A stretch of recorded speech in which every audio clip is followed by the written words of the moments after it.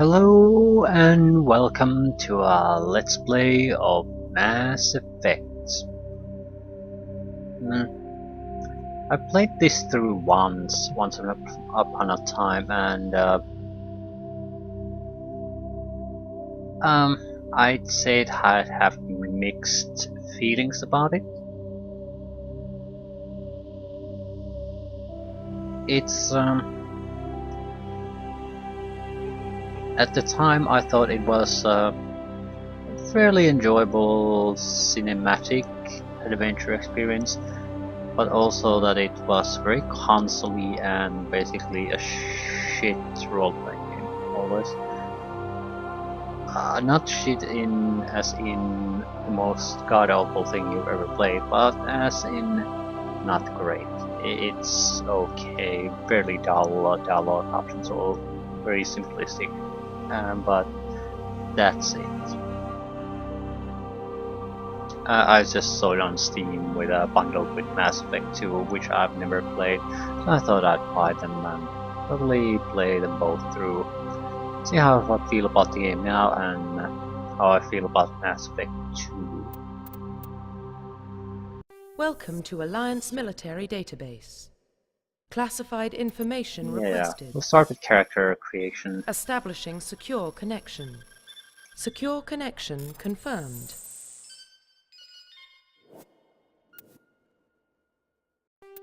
Naturally, we'll have to make our own character with our own name. Male or female?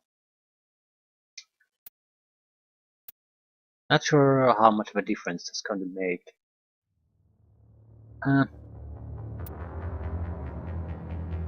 Yeah, I'll take male. Please log in to access your profile. Bob Shepard. Commander Bob is on the case, so there's nothing to worry about.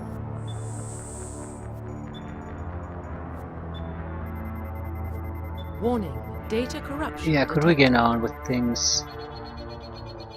These are all nice and all, but please reconstruct profile. let's get on. Pre-service history. Okay. So what did we do before we joined the military? Earthborn? You were an orphan. Yeah, I'm not an orphan. Some kind of a border colony. Yeah, all your family and friends slaughtered. I'm not too keen on that. It's like they're trying to kill everyone in my past or family connections. Rust Spacer. Both parents in the military. And never staying in one location for more than a few years. Following in your parents' footsteps, you enlisted at the age of 18. Okay, at least we have parents in this, so we'll pick that. Confirm psychological profile. Ruthless. Get the job done no matter what. Cold, calculating, and brutal. I don't think so. Maybe war hero. Risk your own life to save your fellow soldiers and defeat the enemy despite the impossible odds. Medals and recognition from the Alliance fleet, so some kind of a hero. Sole survivor. During your service, a mission you were on went horribly wrong. Trapped in an extreme survival situation, you had to overcome physical torments and psychological stress that would have broken most people. You survived while all those around you fell, and now you alone are here left to tell the tale. Okay, that sounds very promising. Mainly because it describes our role-playing game experiences to uncomfortably high degree, basically us getting our teammates killed with a high frequency, so yeah, Confirm sounds about right. Military specialization. I think that's basically your class.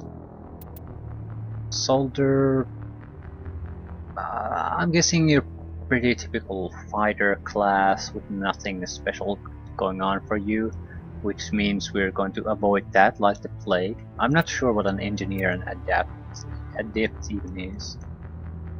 Biotic specialist and tech specialist, sure, but what they are, I'm not so sure. Getting that the infiltrators and Sentinel and Vanguard are sort of hybrid classes, which probably might be better. Some kind of this would be I guess, sniper rifle using fighter with tech abilities, Sentinel, combination of all tech abilities, which is not a good choice for us because I have no fucking clue what the tech abilities really do and are they good. So I'd like the crutch of having the combat ability at least. I don't want to fully specialize in something other, so Infiltrator or Vanguard. And I don't like a sniper rifle because there aren't. This isn't that sort of a game. A lot of the happening is supposed to be cinematic and right in there in the midst of the action, so it's more close quarters.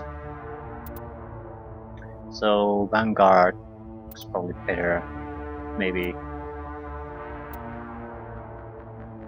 Combine biotics and weapons to take down opponents, especially deadly at short range. Pistol shotguns can specialize in medium armor. Pistols, sniper rifles, medium armor. In many cases, the infiltrator might also work for us, because that's how I usually play, more of a support role. Or take my time, trying to use disabling abilities quite a lot, instead of I'm not really usually don't play as an assault type character class. I guess I can play that, but playing those sort of requires a certain sort of mentality. I can't play those. I often play melee. The unarmed combat character that I've played in many games is sort of like that. You have to go in there, although it has that's not how it always works, because you can't tank damage, so you have to use trickery too. But I think the nature of the game favors maybe close quarter fighting. So we would have to give up heavy armor, but in exchange we would gain some kind of special abilities. For my experience in these games, no matter BioWare, D&D, whatever, warriors work real well at early to mid stage. But at later stages, and with some trickier opponents, you really want some special abilities, some magic, some whatever it happens to be.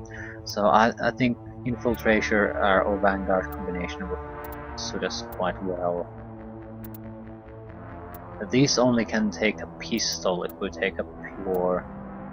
So, and I don't want to use a sniper rifle, so at least not as a common weapon, so Vanguard. I'm hoping biotic abilities Confirm will be facial useful. identification. Change. We want to make it our own. Doesn't really matter too much what it is.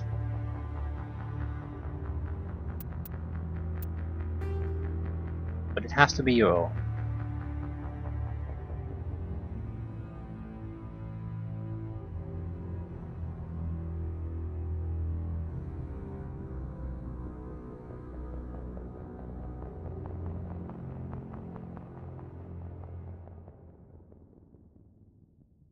Holy shit.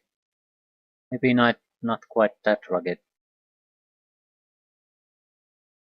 Basically 3 options.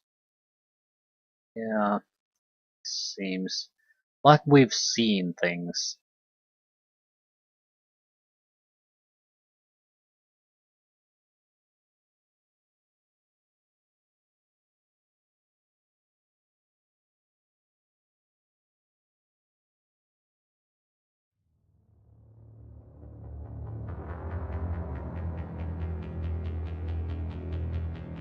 Yeah, like this one.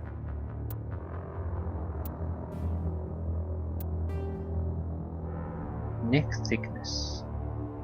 You don't want to be insanely skinny, but get a little bit of thickness.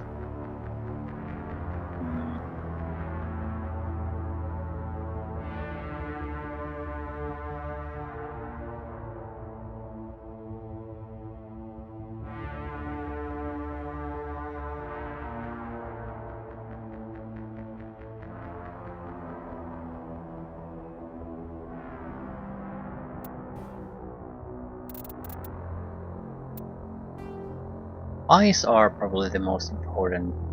Yeah, it sort of gives you eyes and eyebrows determine quite a bit of how your character really looks. Ooh, yeah, I like these eyes. Sort of tired, but in a sense that you've seen it all. You're sick of their shit.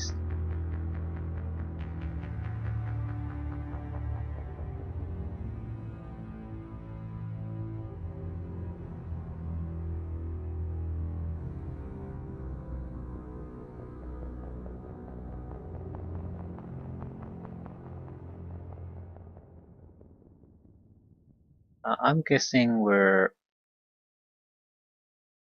yeah, veteran soldier.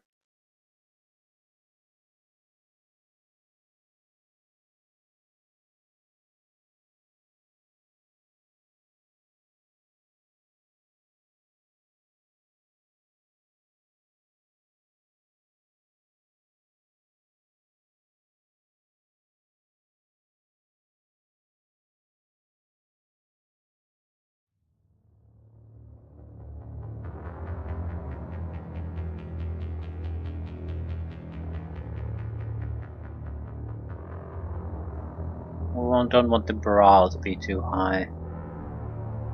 Ah, color.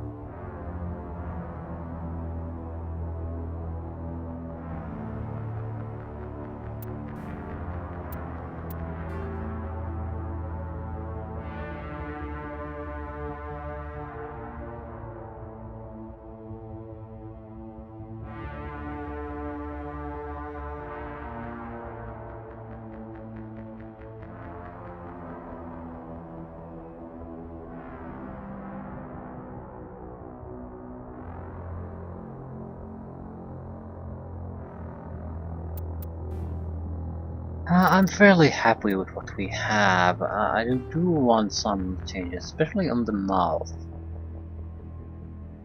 Um, ooh, that's good. That is good. It has to be a bit different though. The depth is fine.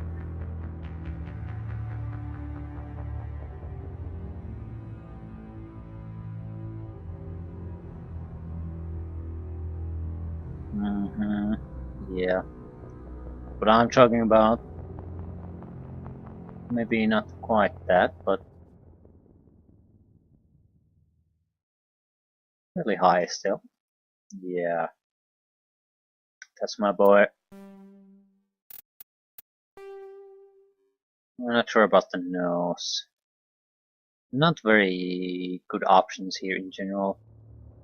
I don't want to say the options are terrible, but they are sort of disappointing.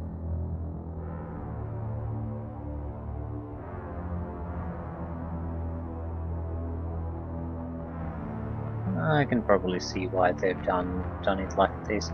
They're basically giving you a lot of sliders, but the actual options you can reach with those sliders or the variation is fairly unimpressive.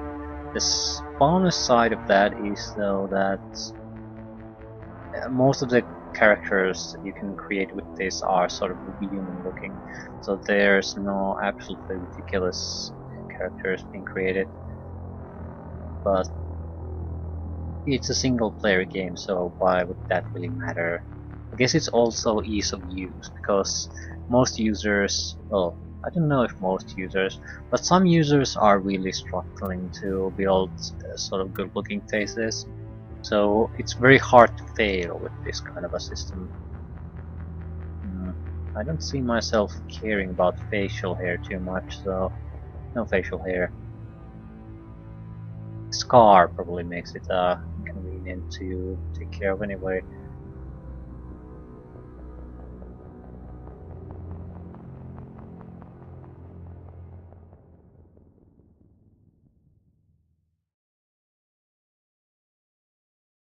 What about here? Yeah, everything's shaped here. Yeah, we still can choose a hair color. Some kind of dark brown, I guess. Yep, fairly straightforward military guy. Yep, I like him.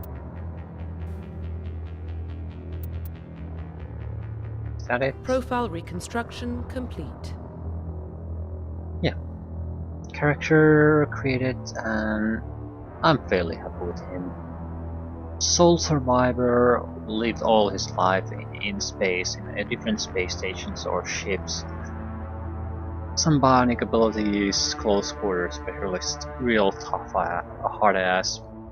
But I don't think... I haven't given too much thought about the actual character of the character. I don't want to be... I know the dialogue system is sort of a... It's not exactly good and evil bad, but it's what is it? It's divided between Renegade and Paragon options, I think, for the most part. And you're better off just picking one, so you don't waste too much of your level up abilities on conversation skills. So I'm not sure which side would be really. It's basically